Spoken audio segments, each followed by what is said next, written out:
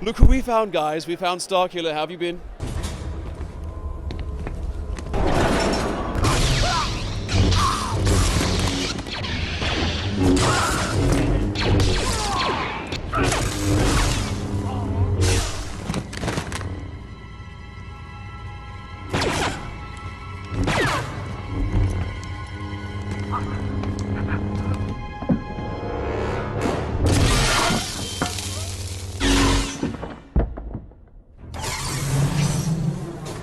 I've been all right. A little bit recovery, though, from being thrown out into space. But, it takes a few years to get over that.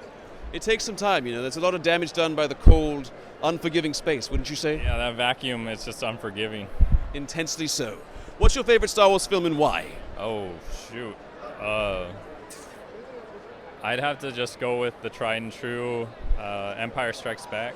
That's a very solid answer. What do you think about identity politics being in movies? Should we have it or should we not have it? Like, for instance, when Kathleen had that shirt, The Force is Female, what do you think about that?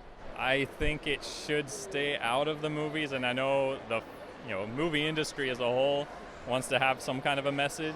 But at the same token, you're dealing with a fantasy world where people want to escape from that kind of stuff. So I would say, let the people be able to breathe. They see enough of that on TV. We should just keep it out of the movies. Word, well said, well said. Let me see, your favorite Star Wars character and why? Starkiller. Good answer. AKA the Apprentice, a.k.a. Galen Marek. A.k.a. Galen Marek. Very good, very good. The best lightsaber duel of all time, what is it? Oh.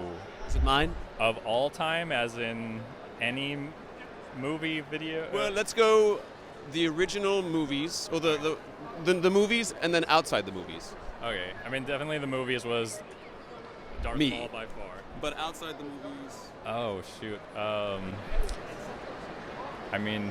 I'm partial, but I think maybe the duel against,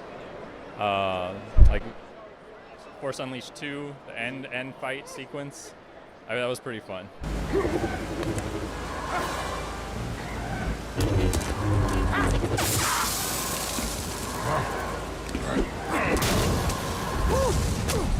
Very good, very good. I like it. Are you excited for The Mandalorian? Very, actually, which is a little bit. I've kind of lost hope, but the previews, the trailers for it is looking good. They look like they did it justice for kind of the Star Wars we want. IG-88 looks pretty sick, right? Dude, yes. I dig that. So Bob Iger recently revealed that George Lucas felt betrayed when they didn't go with 7, 8, and 9 treatments that he wrote. What do you think about that? Because basically when they sold it, George was under the idea that they're going to take his ideas and execute them, and when he found out they didn't, he felt betrayed. What do you think? He's just in that decision, because if it was something that was verbally or not verbally agreed to, it sounds like it was verbally, so I would just assume then that he was trusting in them to do that kind of a sequence, and if he didn't, he has the right to feel that way, that's for sure. Yeah. Absolutely, absolutely. Let's see. The writer to Solo, a Star Wars story, announced to the press before the movie was released that Lando was now pansexual. What do you think about changing his character, and what do you think about changing a character's identity in a prequel movie? Do you think that should happen, shouldn't happen? Yeah, with it being, not so established, I guess, in the originals, it might be something that is a new content to an old character that they, makes the newer movies something more interesting, is that you're expanding on a character already established with some more characteristics you may have not known about or wasn't really revealed or even noted in the first place. I'm okay with it. It's as long as they do it in a tasteful kind of way, or honoring the fandom, as it were, and they're fine with doing those kind of adjustments. Just again keeping with the fandom. Very nice. Respect the fandom. Yes. Excellent. Rian Johnson said he wouldn't change a thing about The Last Jedi. Would you, and what would you change? I would probably just change the fact that, oh man, so much to change. Give me 1 or 2 or 3. I guess kind of all of the training element that went down with Rey, Luke as a whole, the lack of training. Yeah, Luke's entire involvement in that film, or the way he was portrayed, changed over. I think that a lot of people would agree it's like the character that was Luke in that movie wasn't Luke as he was established in all of the original films. And to bring him back just to have him basically undermine everything that we've led up to who he is very much a disservice to the fandom. And I remember seeing an interview with Rian Johnson like prior to his making of The Last Jedi, which was he appreciates more movies that if he's able to get people to hate, like that he wants either people to really love or really hate them, and I think he established it on the latter side.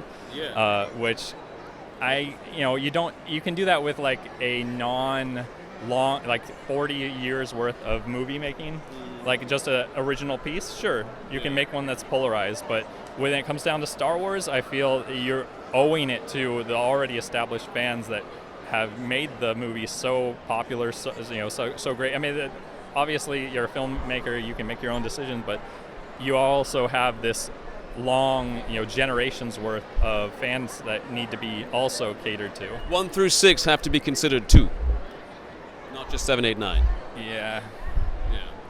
Very good. I like that answer. Let me see. Why do you think it is that in George Lucas's version of Star Wars, you have to train for years and years and years to start to master the Force, but in Disney, you do it in 24 hours? Oh man, I can't. I don't even have an answer. I don't know why it feels that people are just Force attuned, and it's whether you have it or you don't, and that it can just take over the course of, like you said, like a couple of days in the newer versions, as opposed to like a struggle and striving for something that's to be in this like Jedi state of mind. I could just see it as maybe just a quick mechanism to like give a character what everyone wants to see, which is more or less lightsaber battles, Force lightning, and Force powers. But yeah, like to do so though in a storytelling environment, you need to kind of give it the illusion of time has passed, and you can go by with the same amount of time on film to make it happen. Maybe setting The Last Jedi a couple years later instead of the next day would have been better? Yes, very much so. I agree with that. Do you think there's a lot of suspense in a potential third showdown between Kylo and Rey, given that he's already gotten his butt kicked twice in a row by her in the first two? Yeah, and that's why they consider her such the Mary Sue, is that nothing has been difficult for her.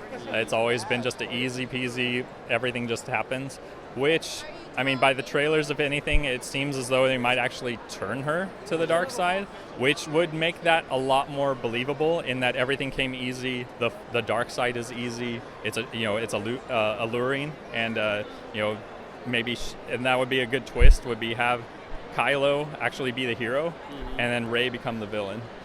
What if it's just a flashback or like a vision, though? I think it would just be, again, just a shortcut, like not surprising. It was just like, ho-hum, here's the same story we've seen again, like traditional good beats evil, but without like kind of a variant on that theme. I would rather have it something more dynamic where it's like a twist that occurs. Last question.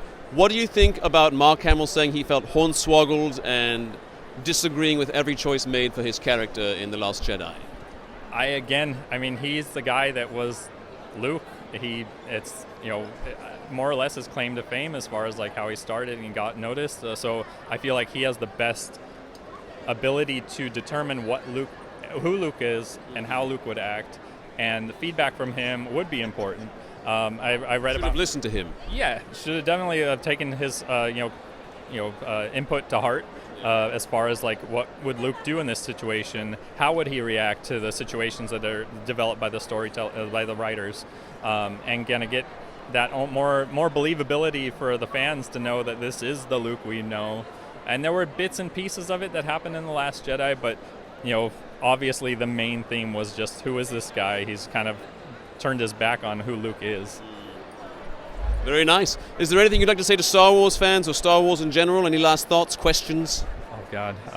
You don't have to. Yeah, it's just, I don't know. I guess time will tell if the new Disney way of doing things is going to be everlasting as it had been in the before time, so to speak. And I hope that the people who are in charge of Star Wars and have taken over the ownership of that really kind of take that to heart, is that us as fans, this cross generational. You have people that are in their 60s all the way down to like 10 years old that are fans of this now, and that it's all needs to be taken into consideration. Very wise words. Thank you, Galen Marek. You look amazing. Thank you.